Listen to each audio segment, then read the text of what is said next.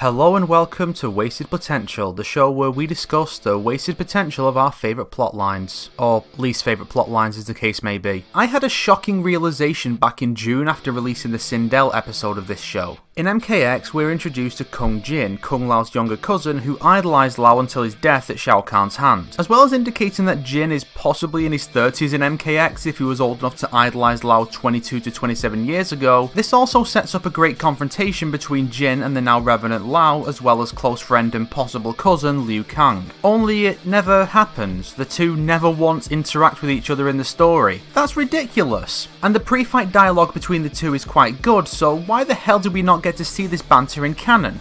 You were my hero. And now? Just another thing in my way. For most of the game, Jin and his fellow Kombat kids are dealing with the Outworld Civil War plots, while the Old Guard deal with Shinnok and the Revenants. Sure, it makes sense thematically, the next generation of Earthrealmers determine the next ruler of Outworld and what the next threat will ultimately be, while the previous generation face their corrupted former comrades to resolve the previous conflict. But it prevents us from getting Kung Jin facing off with his corrupted idol and challenging his convictions. See, if Jin's chapter 4, took place later when the two threads converge, the flashback explaining his backstory would be left out until then and we wouldn't understand his character. So it had to come earlier, at a time when he and Lao are in completely separate realms and Lao himself hasn't yet appeared. Once the Civil War is dealt with, Jin repeatedly just misses Lao. Shinnok is freed and greeted by the Revenants, including Lao, then departs just before the kids return to base. The kids reach the Sky Temple just as the male Revenants are departing to access Raiden's portal. Cassie and Jin then head inside just as the men return. It's like some sort of comedy routine from Scooby fucking do. But let's imagine that they didn't waste this perfectly good opportunity and actually did something with it, because how do you even do that?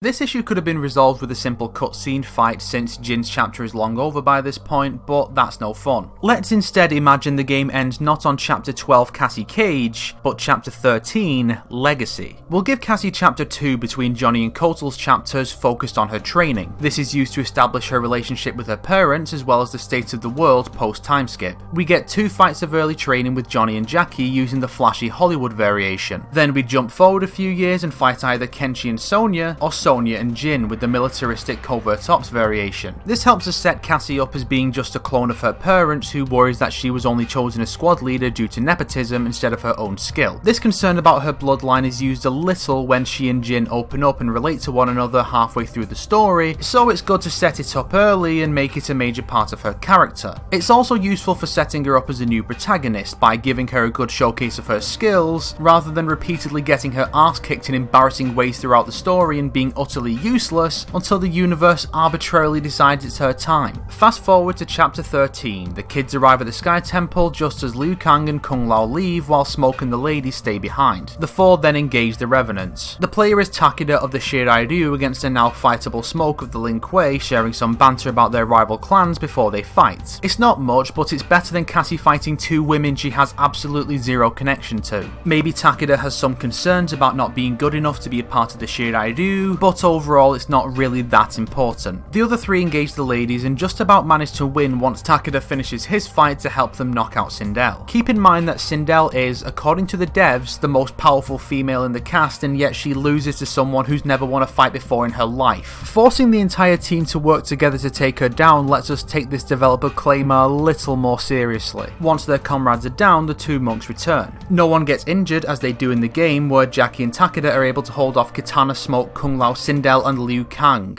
at the same time, in spite of severe stab wounds, while none of the zombies think to run past them to defend Shinnok. Instead, Jin sees Kung Lao and, seeing few other options, sends Cassie and Jackie on ahead while he and Takeda stay outside. Jackie can kiss Takeda for good luck too before she goes. Jin uses an explosive arrow to collapse the entrance and the 2 Kungs face off. Jin calls out Lao for his descent into villainy and his assistance in the devastation of Earthrealm after having dedicated his life to its protection. Jin's words clearly strike a chord with Lao as set up for some doubt in the Revenant Call's next game, but for now, they fight. Takeda is clearly outmatched by Liu Kang, but Jin is able to step in time to save him and strike back as we transition into the Jinsei chamber. In this version, rather than disappearing and not being mentioned again after capturing Quan Chi, Jax actually appears with Kenshi and the others at the SF base when Scorpion attacks. Once Shinnok is released, he sends a blast at the SF heroes, knocking them all back except for Jax, who blocks the attack. Shinnok sends D'Vorah at him and the kids arrive in the middle of the fight. Sensing an opportunity, D'Vorah attacks Jackie, but Jax takes a blow for her. He receives a severe wound that he won't be recovering from anytime soon, possibly losing a leg, a wound he later comments he would gladly take for her again.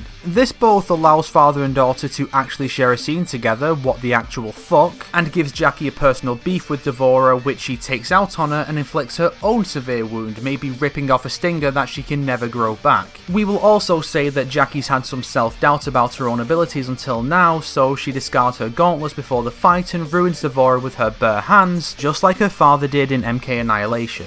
I'll take homeboy. Meanwhile, Cassie follows in her father's footsteps and fights Shinnok, who is not in corrupted form here. Cassie is amazed that she was able to beat Shinnok without her family's superpower, though it was a very close fight. Shinnok's body then crumbles to dust and corrupted Shinnok emerges from a wall of illusion, revealing the corrupted Jinsei and the captive Johnny and Raiden. Cassie only beats a doppelganger, not even as powerful as Shinnok's base form, let alone his corrupted form. We cut back to Jin and Takeda, where the other Revenants are starting to wake up, forcing the two to fight smart as they now have 5 opponents to deal with, including the champion of Mortal Kombat and the Queen of Edenia.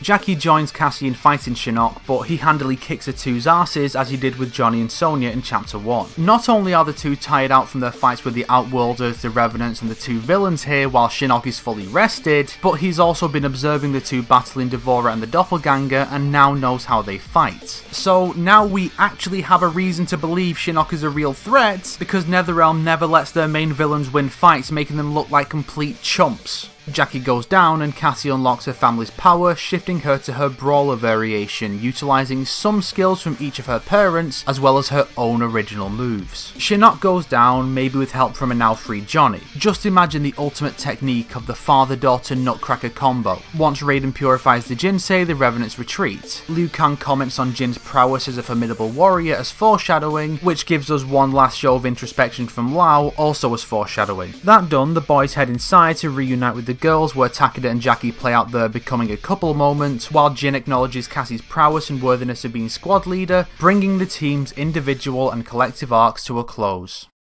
Sometimes this show is not about fixing an entire story, just a small part of one. This episode doesn't necessarily fix the entire story, but it does capitalise on the character dynamics to make certain aspects of the plot more satisfying. In an ideal version of MKX's plot, I think the kids would have engaged the Revenants more and spent more time with their predecessors than a measly 1 and 2 scenes respectively. But unless they divided the campaign into thirds like the last game, MK4 Civil War Shinnok's Return, I'm not sure there'd be enough room for that. For the dual stories they were telling, jumping back and forth may have been the best option. For once, I'm going to show some faith in NetherRealm and assume they're planning for Jin to have a big fight against Lao and maybe even Liu Kang next time. They can't possibly miss this glaringly obvious conflict twice in a row. They're not that brain dead, right? Right? If you liked this video, why not subscribe and support me on Patreon like these fine people here? If not, then make sure to share it with your enemies so they can suffer along with you.